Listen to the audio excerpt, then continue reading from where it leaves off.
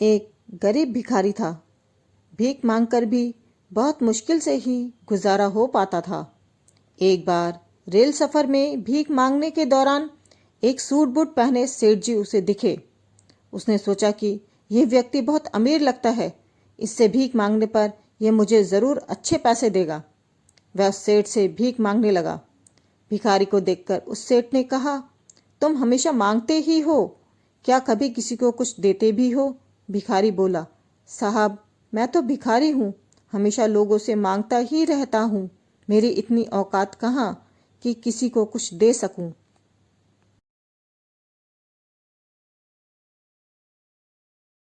सेठ ने कहा, जब किसी को कुछ दे नहीं सकते तो तुम्हें मांगने का भी कोई हक नहीं है।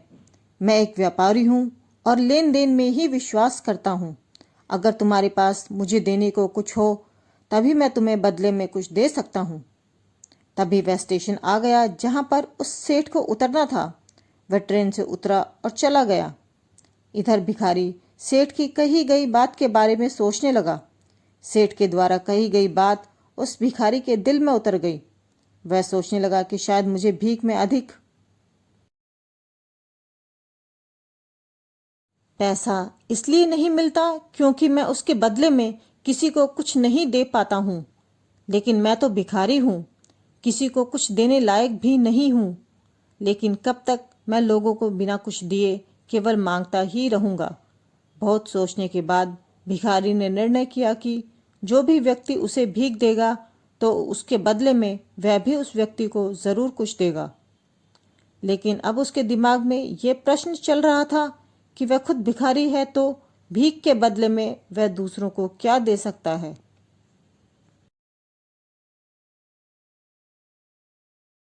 इस बात को सोचते हुए दिन भर गुजरा, लेकिन उसे अपने प्रश्न का कोई उत्तर नहीं मिला।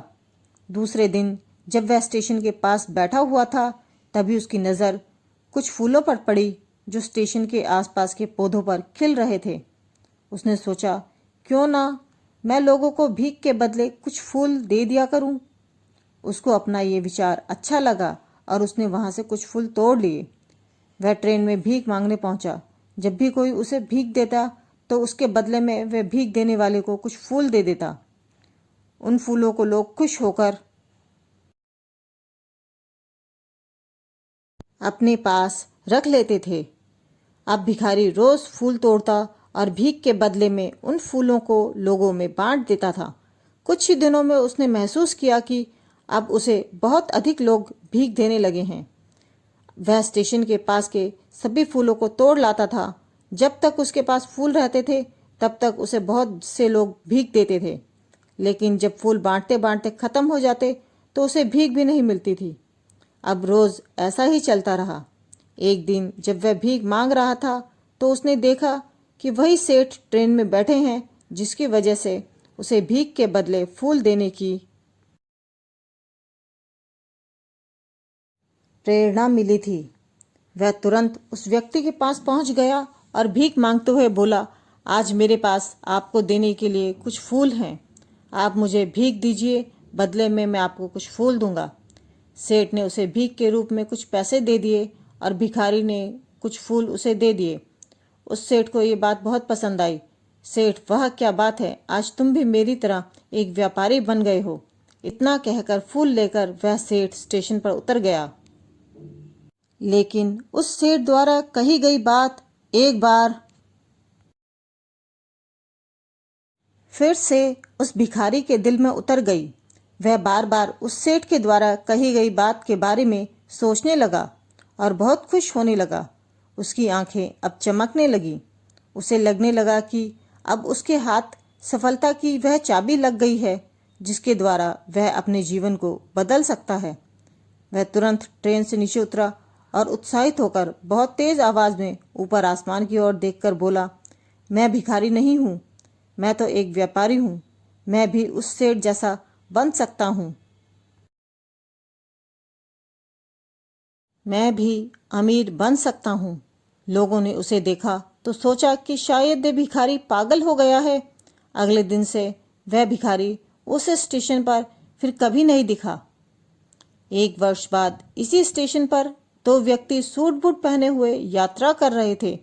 दोनों ने एक दूसरे को देखा तो उनमें से एक ने दूसरे को हाथ जोड़कर प्रणाम किया और कहा, क्या आपने मुझे पहचाना? सेठ, नहीं तो, शायद हम लोग पहली बार मिल रहे हैं। भिखारी, सेठ जी आप याद कीजिए, हम पहली बार नहीं बल्कि तीसरी बार मिल रहे हैं। सेठ, मुझे याद नहीं आ रहा, वैसे हम पहले 2 बार कब मिले थे? अब पहला व्यक्ति मुस्कुराया और बोला, हम पहले भी 2 बार इसी ट्रेन में मिले थे। मैं वही भिखारी हूँ जिसको आपने पहली मुलाकात में बताया कि मुझे जीवन में क्या करना चाहिए और दूसरी मुलाकात में बताया कि मैं वास्तव में कौन हूँ। नतीजा यह निकला कि आज मैं फूलों का एक बहुत बड़ा व्यापारी हूँ और इसी व्यापार के काम से दूसरे शहर जा रहा हूँ। आपने मुझे पहली मुलाकात में प्रकृति का नियम बताया था, जिसके अनुसार हमें तभी कुछ मिलता है जब हम कुछ देते हैं। लेन देन का ये नियम वास्तव में काम करता है, मैंने ये बहुत अच्छी तरह महसूस किया है।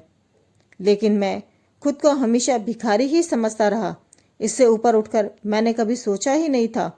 और जब आपसे दूसरी मुलाकात हुई तब आपने मुझे बताया कि मैं एक व्यापारी बन चुका हूँ। अब मैं समझ चुका था कि वास्तव में मैं एक भिखारी नहीं बल्कि व्यापारी बन चुका हूँ। दोस्तों, भिखारी ने स्वयं को जब तक भिखारी समझा वह भिखारी रहा। जब उसने स्वयं को व्यापारी मान लिया, व्यापारी बन गया।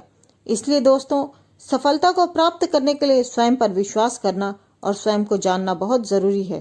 पुरातन काल से ही भारतीय मनुष्यों ने संभवतः इसीलिए स्वयं को जानने पर सबसे अधिक जोर दिया है। दोस्तों, आपको हमारी ये कहानी कैसी लगी? कमेंट सेक्शन में कमेंट करके ज़रूर बताएं। कहानी अच्छी लगे तो इसे लाइक करें, शेयर करें और हमारे चैनल को सब्सक्राइब करें।